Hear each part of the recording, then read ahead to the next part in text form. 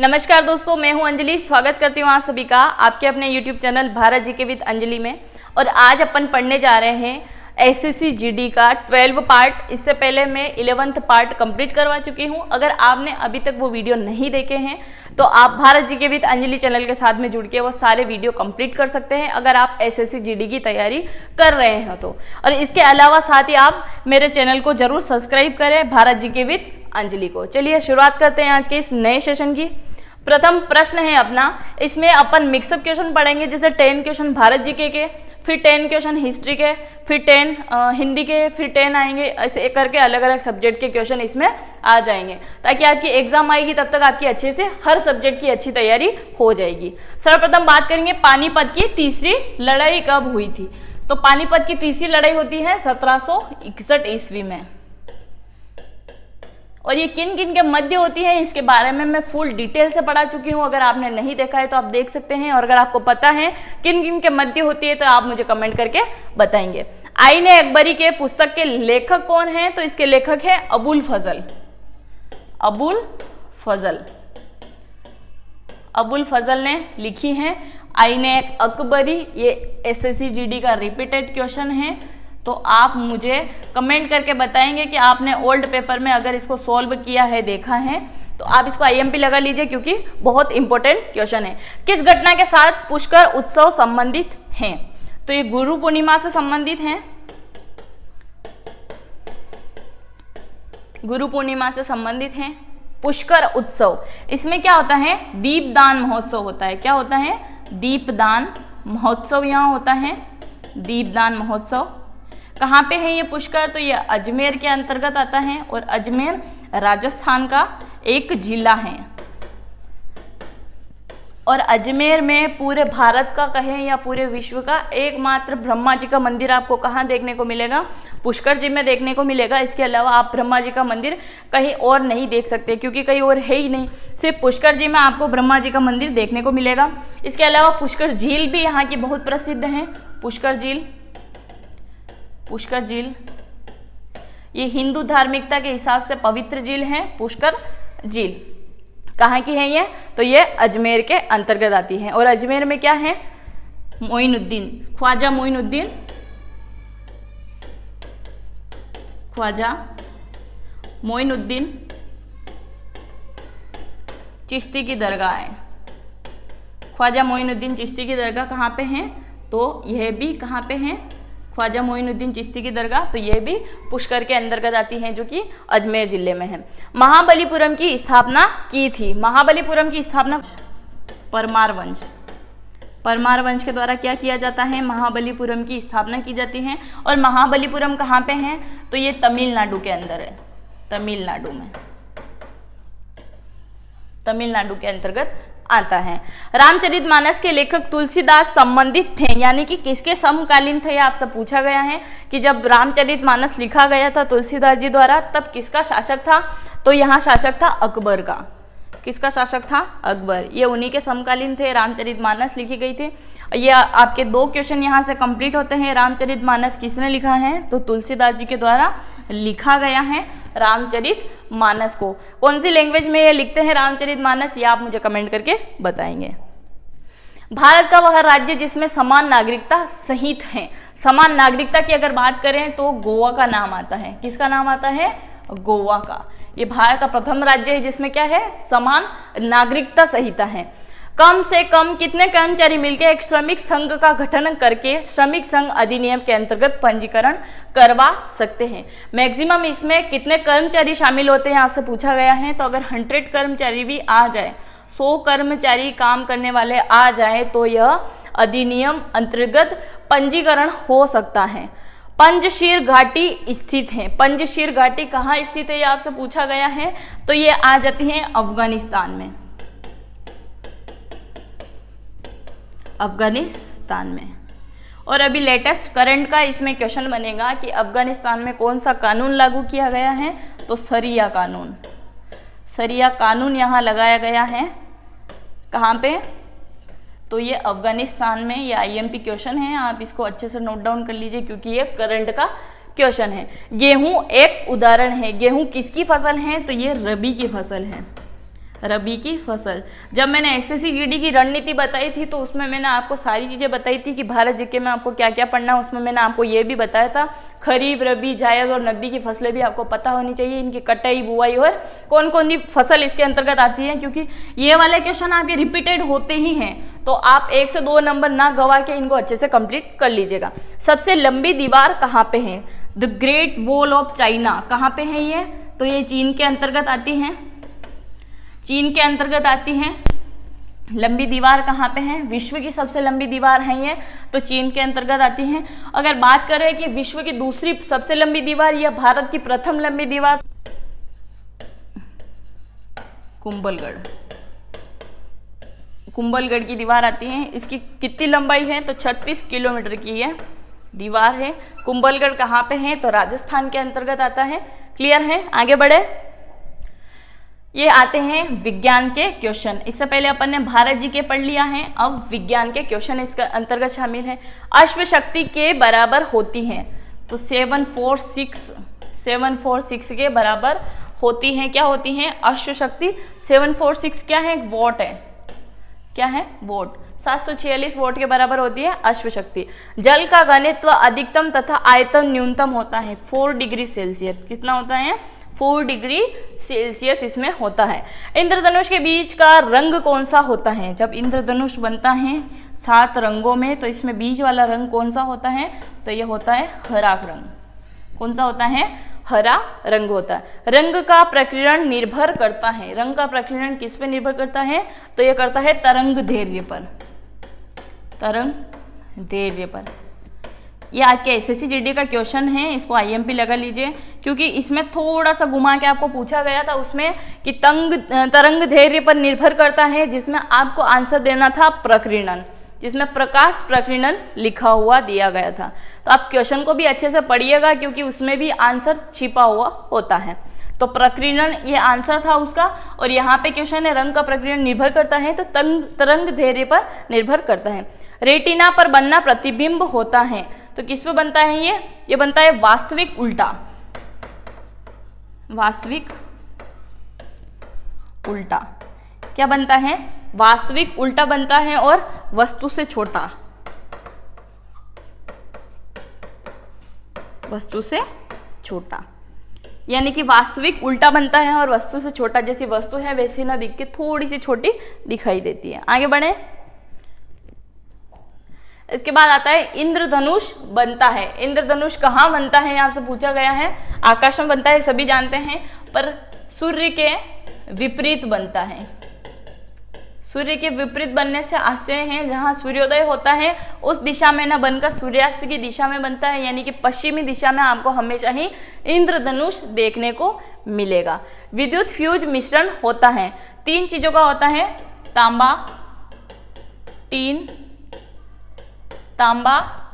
Tin और सीसा। क्या आता है? तांबा, टीन और सीसा, इसका मिश्रण होता है विद्युत फ्यूज।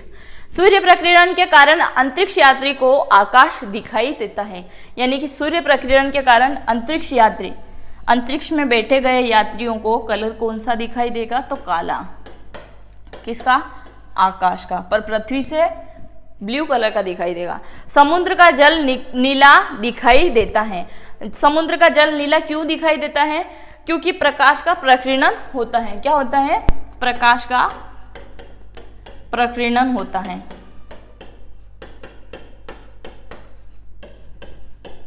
प्रकाश का प्रकीर्णन होता है, इसकी वजह से क्या होता है? समुद्र का जल नीला दिखाई देता है। वास्तव में जल का कोई भी रंग नहीं होता है, जल को जिस रंग में डाल दो वो उसी रंग का हो जाता है।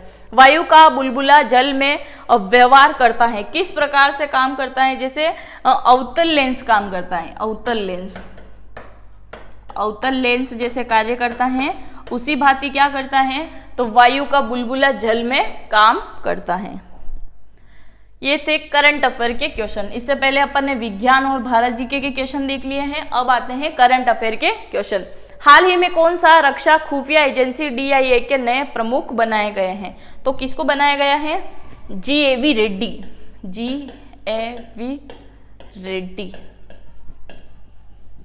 रेड्डी को बनाया गया है।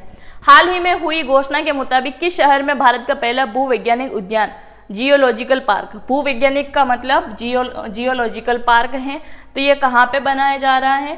तो ये बनाया जाएगा जबलपुर में। कहाँ बनाया जाएगा? जबलपुर। जबलपुर कहाँ आता है? मध्य प्रदेश के अंतर्गत आता है। जबलपुर में बनाया जा रहा है।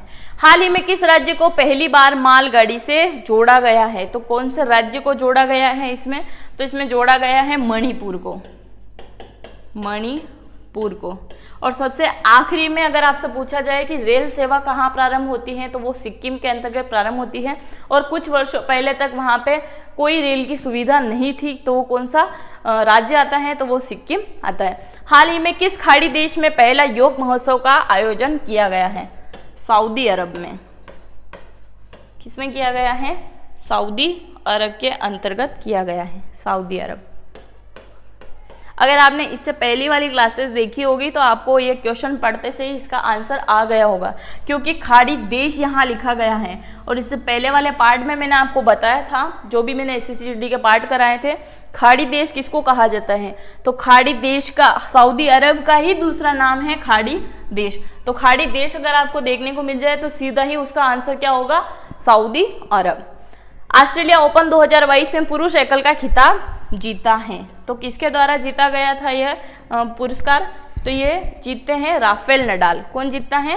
Rafael Nadal. राफेल नडाल के द्वारा जीता गया है। आगे बढ़े।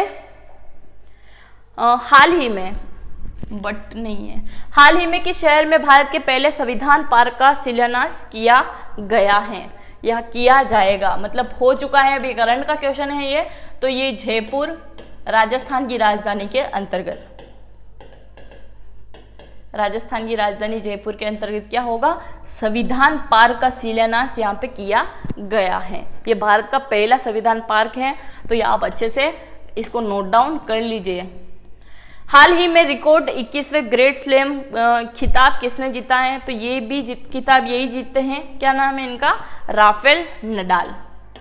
Rafael Nadal. कौन जीतता है? राफेल नडाल जीतते हैं। हाल ही में बिग बॉस सीजन 15 की ट्रॉफी किसने जीती है? तो किसके द्वारा जीती गई है? तो ये जीती है तेजस्वी प्रकाश। तेजस्वी प्रकाश। ये कौन से सीरियल में काम करती है आप मुझे कमेंट करके बताएंगे। भारत का पहला बुद्धिमान संदेशवाहक पॉप्स किसने लॉन्च किया है? तो ये करता है पेटीएम। पेटीएम, पेटीएम करो, पेटीएम करता है। हाल ही में देश की पहली स्पोर्ट्स यूनिकॉर्न कंपनी कौन बनी है? तो इसकी कंपनी कौन बनी है? तो ये बनती है Chennai super king. Chennai super king कौन करता है? चेन्नई सुपर किंग के द्वारा किया जाता है। ये देश की पहली स्पोर्ट यूनिकॉर्न कंपनी है। नेक्स्ट आता है हिंदी से संबंधित क्वेश्चन। खड़ी बोली कहाँ बोली जाती है? तो खड़ी बोली बोली जाती है मेरठ के अंदर। और मेरठ कौन से राज्य में आता है, या मेरठ से कौन कौन देख रहा है, ये वाला वीडियो आप मुझे कमेंट करके बताएंगे। खड़ी बोली के लिए सुनीत कुमार चटर्जी ने किस शब्द का प्रयोग किया था? तो इन्होंने किया था जनदीप हिंदुस्तानी। किसका प्रयोग किया? जनदीप हिंदुस्तानी।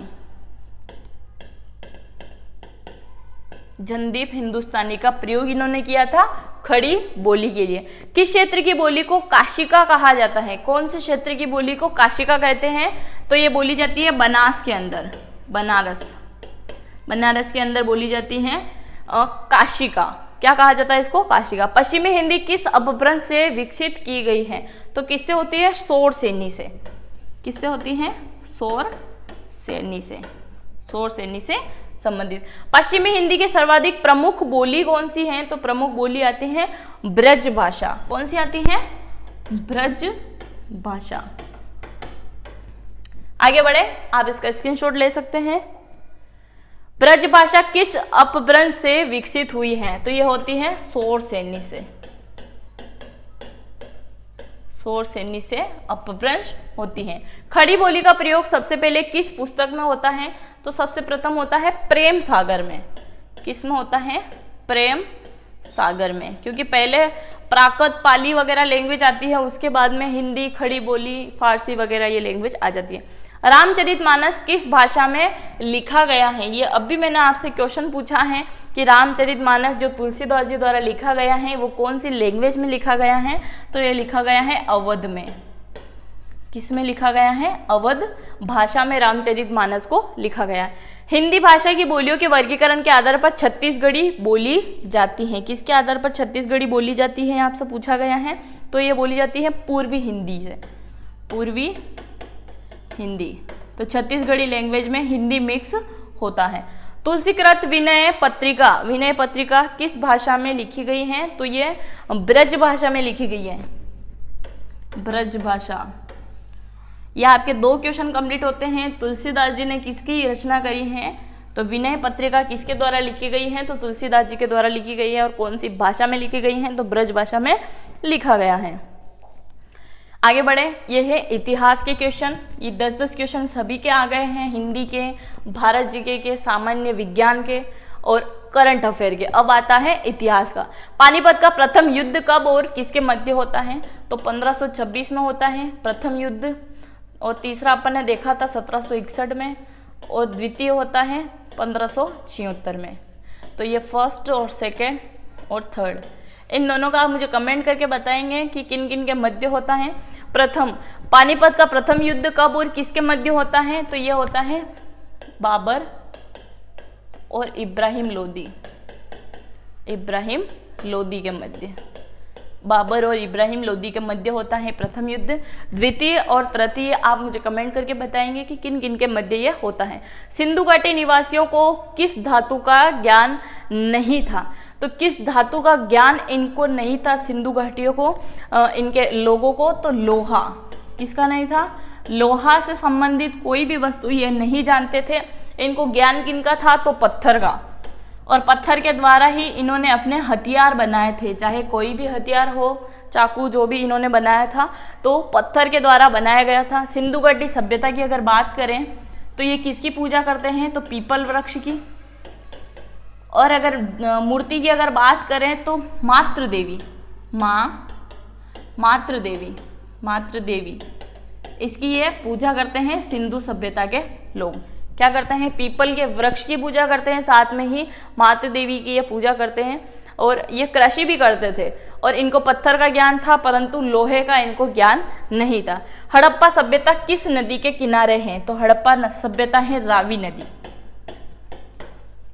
रावी नदी के किनारे। लोथल कहाँ स्थित है? लोथल कहाँ है? तो ये गुजरात के अंतर्गत आता है। और कालीबंगा कहाँ है? ये आप मुझे कमेंट करके बताएंगे। मगध की राजधानी क्या है? तो मगध की राजधानी क्या रहती है? पाटलिपुत्र, पाटलिपुत्र। क्या रहती है इसकी राजधानी? पाटलिपुत्र रहती है मगध की राजधानी। ये सारे आपके SSCGD के रिपीटेड क्वेश्चन है, या इनमें से एक आध दो क्वेश्चन ऐसा होगा जो इतिहास की बात कर रही हूँ जिसमें आने की संभावना होगी। आप ये पूरा ही पेज IMP लगाएंगे, और ये आपको अच्छे से पता होना चाहिए। जितने भी युद्ध वगैरह है, पानीपत का युद्ध, खानवा, घाघरा वगैरह जितना भी युद्ध होता है, ये इनके सन भी आपको अच्छे से याद रखना है, क्योंकि सन से संबंधित क्वेश्चन आपके माइनस मार्किंग में नंबर काट देंगे। तो आप ये अच्छे से याद करके जाइएगा।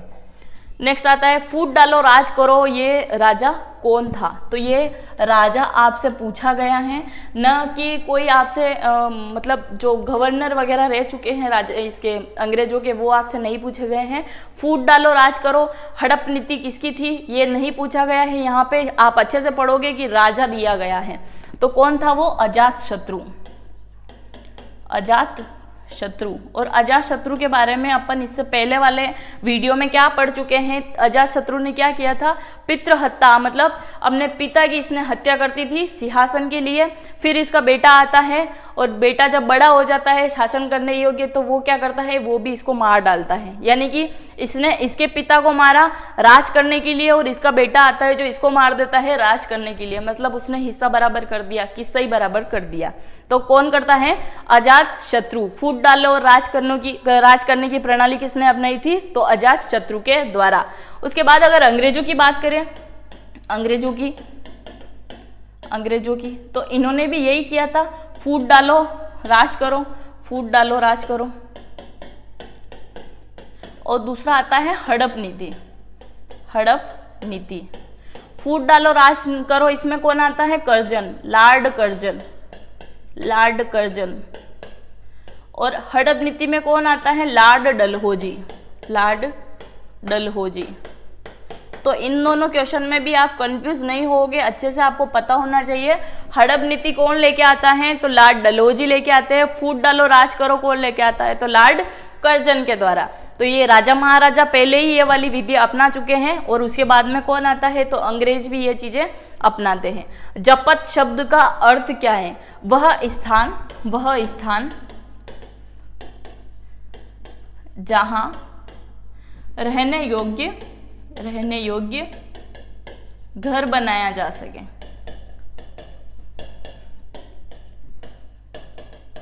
सीधा सा तात्पर्य है कि रहने की जगह को जपत कहा जाता है और कहाँ रह सकते हैं? तो घर के अंदर, मतलब रहने का स्थान ही जपत है। तक्षशिला कहाँ पे है? तो ये आपने अच्छे से पढ़ा होगा कि तक्षशिला और नालंदा विश्वविद्यालय दो ही विश्वविद्यालय ऐसे थे जो प्राचीन समय में क्या करते थे? शिक्षा का स्थान रखते थे, यानी कि शिक्षा का प्रमुख केंद्र रहे हैं तक्षशिला और नालंदा विश्वविद्यालय। तो तक्षशिला अभी कहाँ चला गया है? बंटवारे के बाद पाकिस्तान के अंतर्गत ये चला गया है, पाकिस्तान में। तो तक्षशिला कहाँ है? पाकिस्तान के अंतर्गत आता है। खैबर दर्रा कहाँ पे है? तो ये भी पाकिस्तान के अंतर्गत आता है। भारत का नेपोलियन किसे कहा जाता है? भारत का नेपोलियन कहा जाता है समुद्रगुप्त को। और ये वाला क्वेश्चन तो बहुत सारों को याद होगा क्योंकि आपकी एग्जाम का ये फेवरेट क्वेश्चन बन चुका है कि भारत का नेपोलियन किसे कहा जाता है? समुद्रगुप्त को भारत का नेपोलियन कहा जाता है। गंगा पुत्र किसे कहा जाता है? गंगा पुत्र भीष्म पितामह, आपने नाम सुना होगा। गंगा पुत्र भीष्म पितामह। भीष्म पितामह में यह प्रतिज्ञा लेता हूँ। आपने महाभारत देखी होगी तो आपको पता होगा, वो जब भी अपना नाम लेते थे तो आगे लगा देते थे गंगा पुत्र भीष्म पितामह, यह प्रतिज्ञा लेता हूँ, आवाहन करता हूँ। तो आपको अच्छे से पता होना चाहिए कि गंगा पुत्र कौन है? तो भीष्म पितामह को कहा जाता है। महाभारत की अगर बात करें, महाभारत में रहते हैं ये भीष्म पितामह, बाणों की सैया पर लेटे रहते हैं। और अगर बात करें महाभारत युद्ध की तो कितने दिन चलता है? तो 18 दिन यह युद्ध चलता है, महाभारत युद्ध। ये भी आपकी एग्जाम का क्वेश्चन है तो आप इसको भी अच्छे से नोट डाउन कर लीजिए और IMP लगा लीजिए। क्लियर है? ये थे आज के अपने टॉप 50 क्वेश्चन। आई होप आपको आज का सेशन अच्छा लगा होगा। अगर अच्छा लगा है तो अपने फ्रेंडों के साथ में जरूर शेयर करें और चैनल को सब्सक्राइब जरूर करें, लाइक और शेयर जरूर करें। मिलते हैं नेक्स्ट वीडियो में। Thank you.